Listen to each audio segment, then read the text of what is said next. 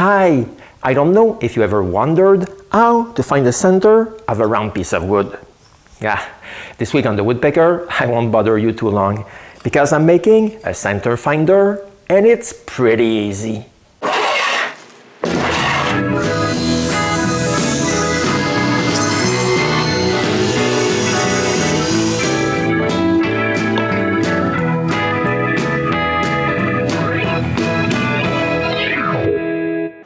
Finding the center of a round piece of wood, like this one, is not too difficult.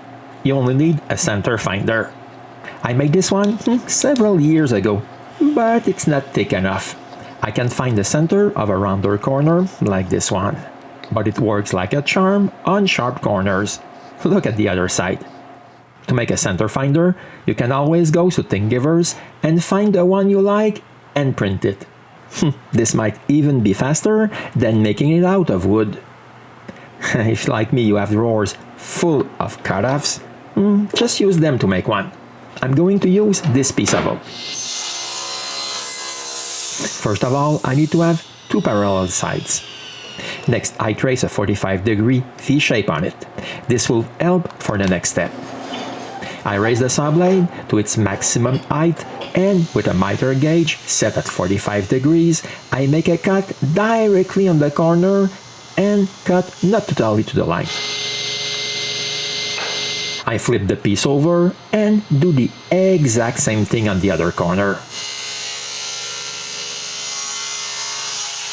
And I still have to hunt for more cutoffs. This time I find a thin piece of maple. I just need to set the height of the saw blade to the thickness of this strip and cut a groove near the center. This groove absolutely needs to be dead center between both 45-degree cuts. So I move the fence a bit and widen the groove.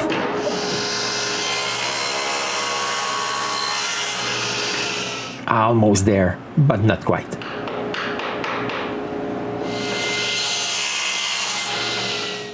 Now I'm satisfied. I can widen the groove to the width of the maple strip now.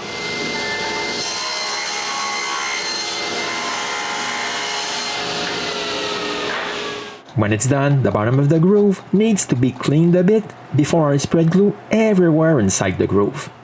Then the maple strip can be inserted in place. I add two clamps. The longest part of this is coming up, waiting for the glue to dry. I leave that alone for about an hour and then I cut the excess maple. Now it's ready to get to work. But first, I have something important to do. And here's how this works.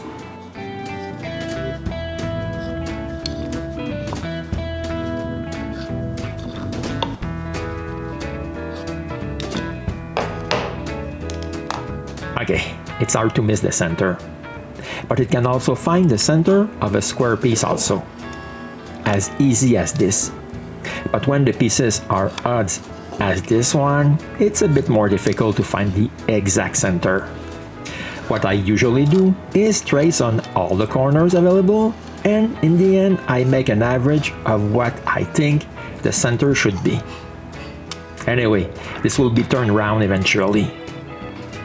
When I compare my center finder with the one I've printed, well, they're really bigger, but the principle is the same. Now you won't have any more excuses to be unable to find the center of your round pieces of wood, and on top, you'll get rid of scrap wood.